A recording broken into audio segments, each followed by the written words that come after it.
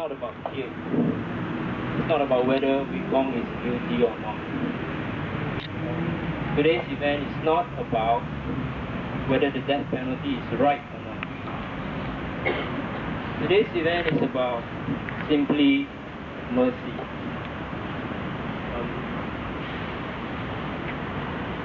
He has been found guilty of trafficking. That, we are not arguing about that. Today we are asking for compassion, that despite or in spite of his guilt, that he deserves to be shown mercy. So that is what we are here today for. Wee Kong now is 21, 22. He's 22 years old. He's been on death row most part of the last 3 years. And to me, 19 years old and you're thrown into death row is pretty harrowing. A place where your fellow inmates are those who are also sentenced to death. So I can't even imagine what it feels like, 19 years old, to be thrown in there.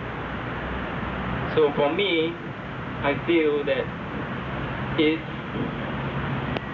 a young boy makes a mistake, even a mistake as serious as trafficking in drugs,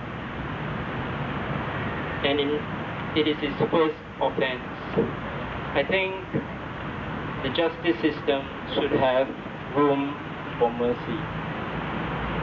I'm not sure if you agree with me, but I think justice includes mercy and compassion. And our laws are not carved in stone. They should not be carved in stone. But the problem with the mandatory death penalty is that there is no room for that. The fact that it's mandatory means that the judge has no discretion in sentencing him to an alternative sentence, say 20 years, 25 years, or even life in prison. But there is one avenue, and that avenue is the clemency, the presidential clemency. And today, the petition that you're going to sign, the online petition and all that, is to plead with the President, His Excellency, Mr. S.R. Nathan, that a 19-year-old boy making his first mistake, his first offense, and seeing what he has gone through the last 3 years, those of us who are closer to the case knows that he has changed. He's taken up Buddhism. He has taught himself Chinese to read and write. He has taught himself English to read and write. He wants to make use of the rest of his time, even if it's in prison for the rest of his life, to counsel those like him who has fallen, into crime. And to me, I think that is a more effective way of allowing Wee Kong to atone for what he did, rather than to hang him. Because, in my opinion, hanging young boys does not stop trafficking. The fact that Singapore has one of the highest execution rates in the world tells you that. If we allow Wee Kong a chance, to work, to counsel other young people like him, I think that would be so much better and so much more effective than to hang him. Because we hang him today, tomorrow the drug barons will find another naive, vulnerable, poor young kid somewhere from Southeast Asia, to do their dirty deeds. And then we will hang that boy again, and the next one, and the next one. So today is about mercy, and I'm very happy to see all of you here. The petition from us Singaporeans will be put together with the petitions of those in Malaysia and sent to the President.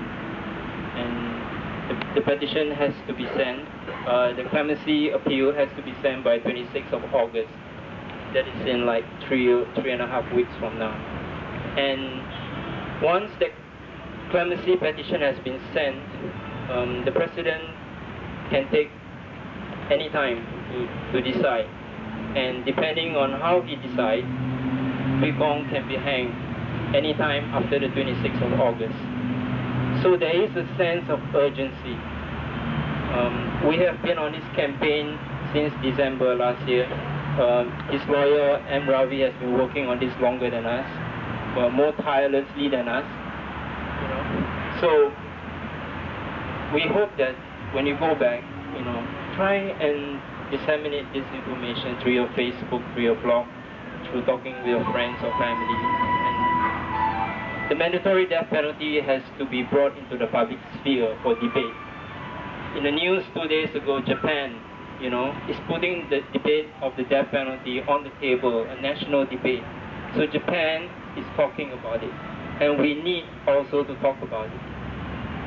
Right? But in the meantime, today it's about mercy, it's about compassion for a 19-year-old boy, now 22, 3 years on death row.